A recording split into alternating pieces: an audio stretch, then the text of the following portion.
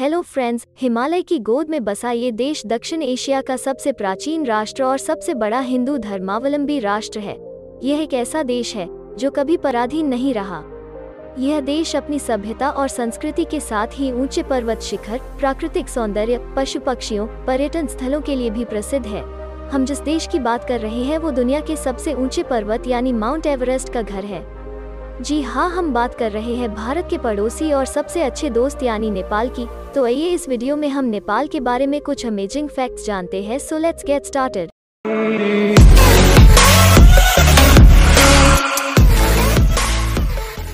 नेपाल शब्द के बारे में माना जाता है कि यह दो शब्दों यानी ने और पा से मिलकर बना है। एक समय में नेपाल की राजधानी काठमांडू ने ऋषि की तपोभूमि थी। इस कारण इस भूखंड का नाम नेपाल पड़ गया। हालांकि इसके कोई ठोस प्रमाण मौजूद नहीं है। नेपाल भारत का पड़ोसी देश होने के साथ भारत का सबसे अच्छा दोस्त भी है।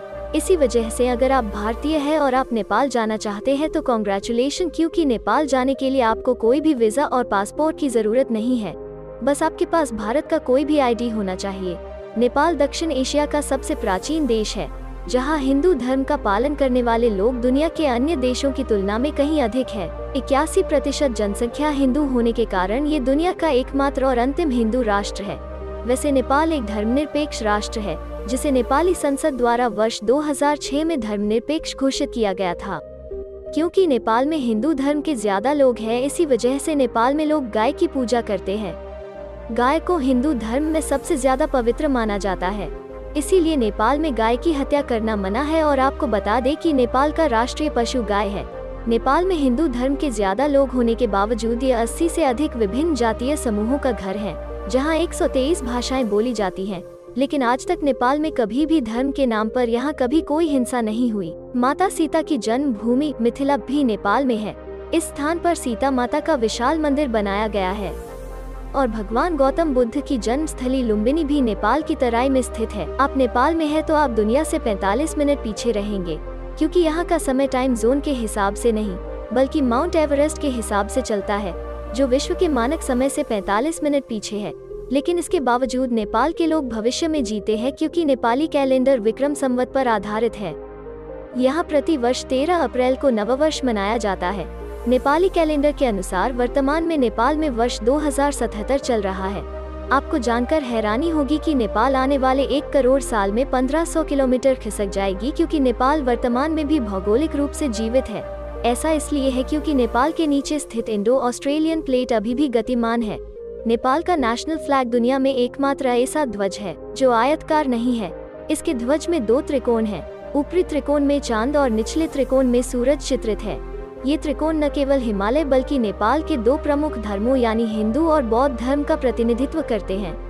राष्ट्रीय ध्वज का वर्तमान डिजाइन 1962 में तैयार किया गया था। वैसे तो नेपाल पर कई राजाओं ने राज किया है, लेकिन नेपाल में कभी स्वतंत्रता दिवस नहीं मनाया जाता, क्योंकि नेपाल पर कभी भी किसी विदेशी राजा ने शासन नहीं किया और यह देश कभी किसी विदेशी शासन के अधीन नहीं रहा। क्योंकि नेपाल ने अपने क्षेत्र पर यूरोपीय राज को रोकने के लिए राणा शासन के तहत 1846 से 1950 तक आइसोलेशनिज्म की नीति का पालन किया था। नेपाल में लोग कभी भी किसी के साथ हाथ नहीं मिलाते। नेपाल के लोग अपने दोनों हाथ जोड़कर एक दूसरे का अभिवादन करते हैं। इसके साथ वे अपना सिर झुकाकर नमस्ते कहते हैं, ठीक वैसा ही जैसा पड़ोसी देश भारत में किया जाता है। लेकिन इसके बावजूद सबसे देर तक हाथ मिलाने का विश्व रिकॉर्ड 2 नेपालियों के नाम है, जिन्होंने 42 घंटे 35 मिनट तक एक दूसरे से हाथ मिलाया था। तो अगर आप नेपाल के किसी भी व्यक्ति से मिलो तो दोनों हाथ जोड़कर नमस्ते बोलना। आपको बता दें कि नेपाल का लोकप्रिय पकवान मोमो है, लेकिन नेपाल का राष्ट्रीय व्यंजन दाल भात है। नेपाल के लोग खाने में रोजाना इसका सेवन करते हैं। जहां दुनिया के अधिकांश देशों में रविवार को सार्वजनिक साप्ताहिक छुट्टी होती है, लेकिन नेपाल में शनिवार को आधिकारिक साप्ताहिक अवकाश होता है। अन्य देशों के विपरीत नेपाली शनिवार को आराम करते हैं और रविवार से शुक्रवार तक काम करते हैं। यह नियम स्कूलों सहित देश के सभी वर्किंग ऑर्गेनाइजेशंस पर लागू होता है। नेपाल दुनिया का एकमात्र ऐसा देश है जहां लोग जीवित देवी की पूजा करते हैं। इन देवियों को कुमारी कहा जाता है और इन्हें देवी तलेजुग का अवतार माना जाता है। वे देवियां बौद्धों और हिंदुओं द्वारा समान रूप से पूजी जाती हैं। अगर आप नेपाल की यात्रा करने की सोच रहे हैं तो आपको बता दें कि नेपाल में किसी भी चीज को अपने पैर से छूना अपमानजनक माना जाता है। खाने के लिए बाएं हाथ का इस्तेमाल किया जाना भी नेपाल में असभ्य माना जाता है। नेपाल के लोग सिर को भी पवित्र मानते हैं, इसलिए यहाँ किसी के सिर को स्पर्श करना भी असभ्यता की श्रेणी में आती है। नेपाल दुनिया के सबसे ऊंचे पर्वत यानी माउंट एवरेस्ट का घर होने के साथ ही यह दुनिया के 10 सबसे ऊंचे पहाड़ों में से 8 पहाड़ों का भी घर है। इसी के साथ नेपाल समुद्र तल से 4800 मीटर की ऊंचाई पर स्थित तिलिचो झील, जो दुनिया की सबसे ऊंची झील का भी घर है। दुनिया का सबसे कम ऊंचाई का व्यक्ति नेपाल का चंद्र बहादुर है, जिसकी लंबाई 54.6 सेंटीमीटर है।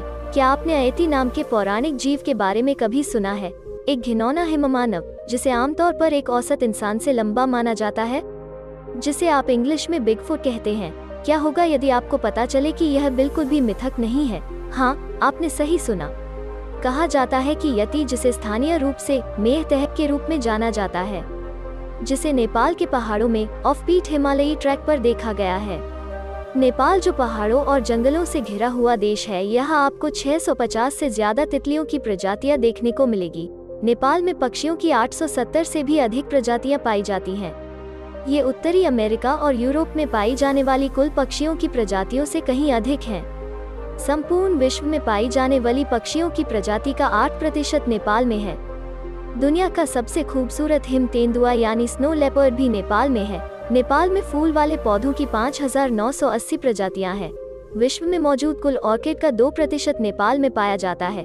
नेपाल की राजधानी काठमांडू का पुराना नाम कांतिपुर है, जिसका अर्थ सिटी ऑफ ग्लोरी होता है। भूवैज्ञानिकों के अनुसार प्राचीन समय में काठमांडू घाटी वास्तव में तैरते हुए कमलों से भरी एक बड़ी झील थी। 10 हेरिटेज स्थलों में से 7 राजधानी शहर काठमांडू में स्थित हैं। यूनेस्को ने विरासत स्थलों को विभिन्न श्रेणियों में विभाजित किया है। वे धार्मिक विरासत, सांस्कृतिक विरासत और प्राकृतिक विरासत हैं। लुम्बिनी पशुपति मंदिर, बौद्धनाथ स्तूप, जंगुनारायण मंदिर, स्वयंभूनाथ स्तूप को धार्मिक विरासत स्थलों के रूप में सूचीबद्ध किया गया है।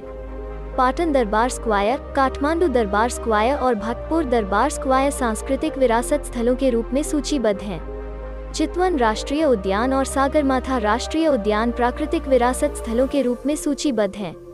2006 में 2 वर्ष 2 माह की उम्र में अपने चित्रों की प्रदर्शनी लगाकर और उन्हें बेचकर वीरेंद्र श्रेष्ठ दुनिया का सबसे कम उम्र का प्रोफेशनल फोटोग्राफर बन गए थे।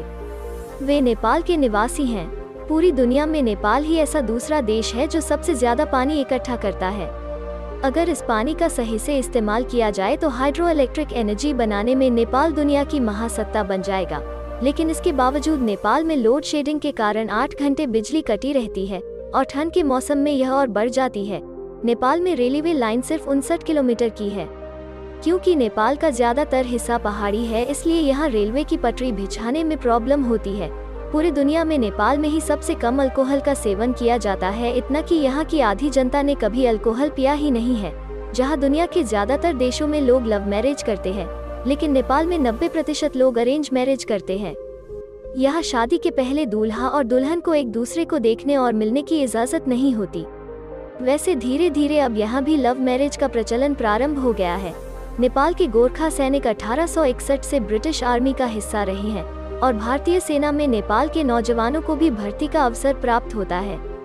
कई नेपाली वर्तमान में भी भारतीय सेना में काम करते हैं और भारत के सुरक्षा के लिए जी जान से जुटे हुए हैं।